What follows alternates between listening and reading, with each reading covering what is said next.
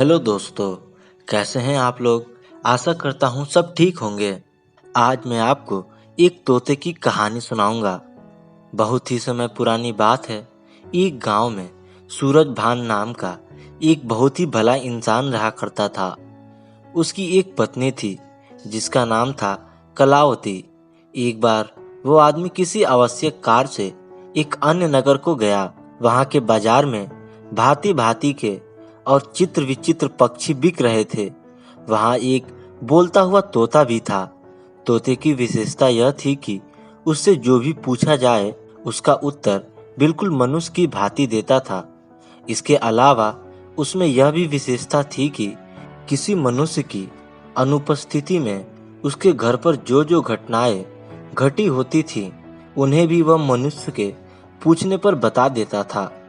कुछ दिनों बाद उस भद्र पुरुष को विदेश जाना हुआ।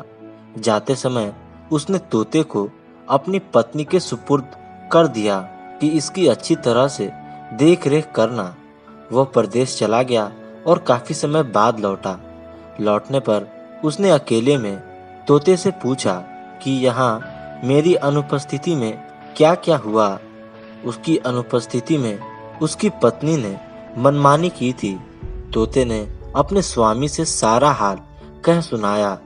आपके पीछे बहुत सारा खाना खाया करती है और पूरे दिन भर घूमती रहती है। स्वामी ने अपनी पत्नी को खूब डांटा फटकारा कि तू मेरे पीठ पीछे क्या क्या हरकतें करती है।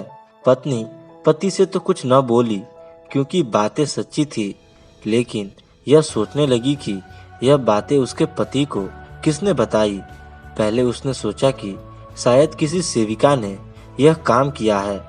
उसने एक एक सेविका को बुलाकर डांट फटकार कर पूछा, किंतु सभी ने कस्में खा खा कर कहा कि हमने तुम्हारे पति से कुछ नहीं कहा है। स्त्री को उनकी बातों का विश्वास हो गया और उसने समझ लिया कि यह कार्रवाई तोते ने की है। उसने तोते से कुछ न कहा क्योंकि तोता इस बात को भी अपने स्वामी को बता देता, किंतु वह इस फिक्र में रहने लगी कि किसी प्रकार तोते को अपने स्वामी के सम्मुख झूठा सिद्ध करे और अपने प्रति उसके अविश्वास और संदेह को दूर करे। कुछ दिन बाद उसका पति एक दिन के लिए फिर गांव से बाहर गया। स्त्री ने अपनी सेविकाओं को आज्ञा दी कि रात में एक सेविका सारी रात तोते के पिंजरे के नीचे चक्की पीसे, दूसरी उस पर इस तरह पानी डालती रहे जैसे वर्षा हो रही है, और तीसरी सेविका पिंजरे के पीछे की ओर दिया जलाकर खुद दर्पण लेकर तोते के सामने खड़ी हो जाए और दर्पण पर पड़ने वाले प्रकाश को तोते की आंखों के सामने रह रहकर डालती रहे। सेविकाएं रात भर ऐसा करती रहीं और भोर होने के पहले ही उन्होंने पिंजरा ढक दिया।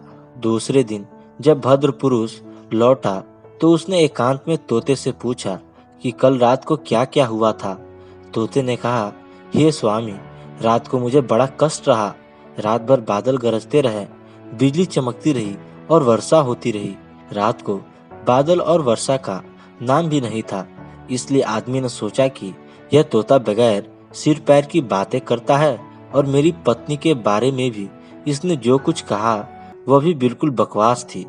उसे तोते पर अत्यंत क्रोध आया और उसने तोते को पिंजरे से निकाला और धरती पर पटक कर मार डाला। वह अपनी पत्नी पर फिर विश्वास करने लगा। तो दोस्तों, कैसी लगी ये कहानी कमेंट करके जरूर बताएं और ऐसी मजेदार कहानियां सुनने के लिए हमारे चैनल को सब्सक्राइब कर लें और ज़्यादा से ज़्यादा शेयर करें। धन्यवाद।